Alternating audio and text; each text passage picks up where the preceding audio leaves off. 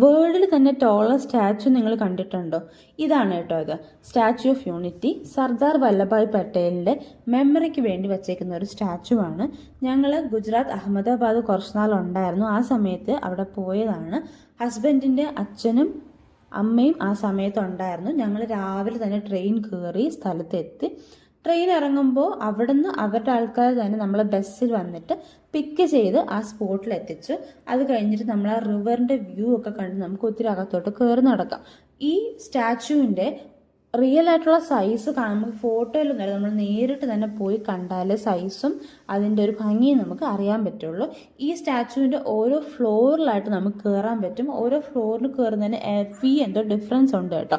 അത് കഴിഞ്ഞ് നമ്മൾ അകത്തോട്ട് കയറുമ്പോഴത്തേക്ക് ഈ സർദാർ വല്ലഭായ് പട്ടേലിൻ്റെ ചെറിയ സ്റ്റാച്യൂസ്, ഫോട്ടോസ് ഒക്കെ വച്ചിട്ടുള്ള ലൈബ്രറി ഉണ്ട്. നമുക്കതെല്ലാം നടന്ന് കയറി കാണാം. ഓരോ ഫ്ലോറിൽ കയറാൻ വേണ്ടിയിട്ട് എസ്കലേറ്റർ ഉണ്ട്. അതുവഴി നമുക്ക് ഓരോ ഫ്ലോറിൽ ഈ സ്റ്റാച്യുവിൻ്റെ ക്ലോസർ വ്യൂയിലേക്ക് നമുക്ക് കയറി പോവാം. അത് കഴിയുമ്പോൾ ഒരു ആനിമൽസിൻ്റെയും ബേർഡ്സിൻ്റെയും ഒക്കെ 3D പിക്ചേഴ്സ് വെച്ചിട്ടുള്ള ഒരു ലൈബ്രറി അവിടെ ചെയ്തു വെച്ചിട്ടുണ്ട്.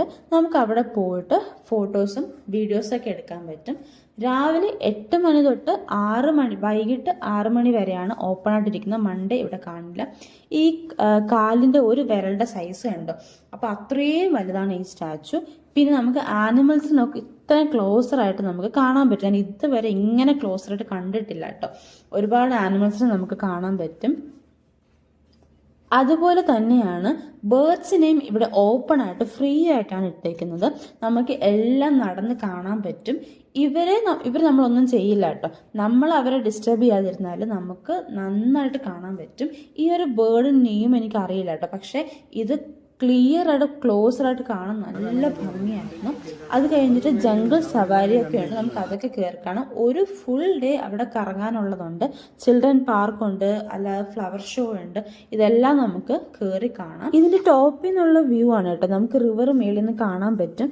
ഇതെല്ലാം കണ്ട് കഴിഞ്ഞ് ഒരു 7:30 ഒക്കെ ആകുമ്പോൾ ലേസർ ഷോ ഉണ്ട്. ഇവിടെ പോകുന്നവര് ഉറപ്പായിട്ടും അതും കൂടെ കണ്ടിട്ടേ തിരിച്ചു വരാവൂ.